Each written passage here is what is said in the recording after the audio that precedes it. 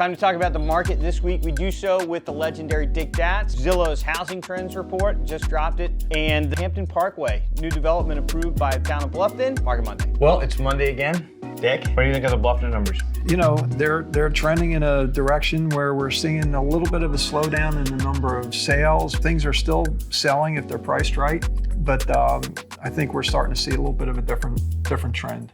Would you agree? In Bluffton, yeah. We're starting to see inventory creep up a little bit, and I mean a little bit, right? It's still the strongest sellers market outside of a year ago. Yeah, and prices are still holding strong. So those that watch this know that I'm always kind of leaning into the word crash because, you know, you open YouTube, any social media, and you have all this clickbait about the market crashing. Are you seeing a crash? No, because when I speak to people about selling their homes, people love it here.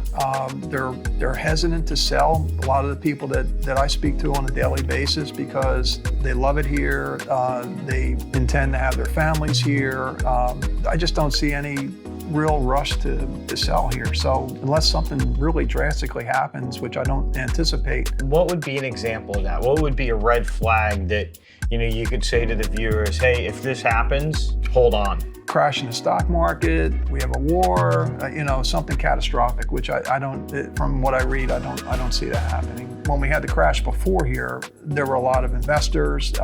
You know, we don't see that. We haven't seen that in the past few years. So the people that are here now, in my estimation, the majority are users. And users, and they're not highly leveraged, right? That's exactly right, yeah. What we're beginning to see in Bluffton with inventory starting to tick up as sales kind of fall off a little bit from their peaks, we're not seeing the same thing on Hilton Head Island. Well, you have a lot more selection. There's a lot more new development in Bluffton than there is in Hilton Head. Obviously, Hilton Head is pretty well built out right now. So yeah, last week or the week before we reported about a new development kind of in the Okatee area.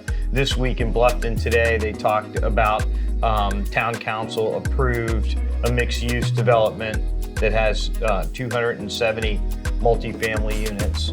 So Bluffton has that luxury, right? Like it can sprawl, but when you're an island and all of your land is bordered by water, you don't have that opportunity for the sprawl, right? Exactly. The growth in this area has been exponential. The pandemic and the effect that it had in having people evaluate where they wanted to live and choose a place not because the industry was there, because they can work from home.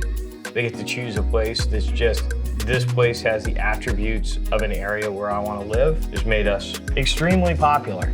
Absolutely. A lot of that discussion is in the Zillow Consumer Housing Report. Did you get a chance to take a look at this? I did. That Zillow found doing their survey that 50% of the people surveyed received an offer on their home without an inspection. However, 88% of those people surveyed did have an inspection. So that tells me that people were submitting contracts without contingencies. And in that vein, 62% said they had at least one offer without financing contingency. However, 68% of the people said that when they actually closed, 68% of those deals did have financing to them. So I thought that was cleaner contracts without contingencies because buyers had to be more competitive. They wanted their offer to stand out, exactly. Yeah, one thing that was really interesting to me, baby boomers represented 29% of the transactions. Yep. But Gen Xers, they represented 29. Yep. And the millennials, the ones that we've been told for years and years and years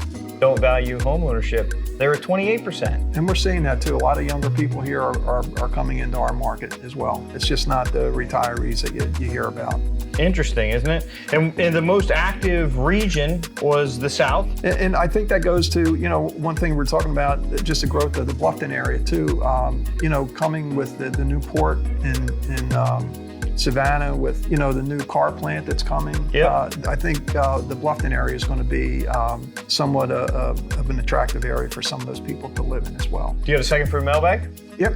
All right. Mary asks, how do the HOA fees differ between Hilton Head Island and Bluffton? So HOA stands for Homeowners Association. That's correct. So how do they differ between Hilton Head and Bluffton? It just depends on what I call the amenity package that you buy into. Some communities may have no amenities or just a pool and security. You can go from having very little as far as an amenity package to 36 holes of golf, fitness centers. So you can run the gamut from community having an HOA or POA of $1,100 up to $22,000, $23,000. So it's just annually. Yes, when I'm speaking to clients, it just depends on what kind of package you want and how you want to pay for it, right? Like exactly. One model, you know, where the POA fee might be $1,100. Doesn't mean that they don't have the amenities. In that case, it might just mean that you don't have to participate in the amenities. Correct. Yep. Right? The $1,100 pays the minimum, pays security, infrastructure, all of those things, but that $1,100 annually doesn't include any golf. That's right. Well, thanks for coming by this beautiful day. All right, Dan. Good to see you you again soon. All right, thank you. Bye.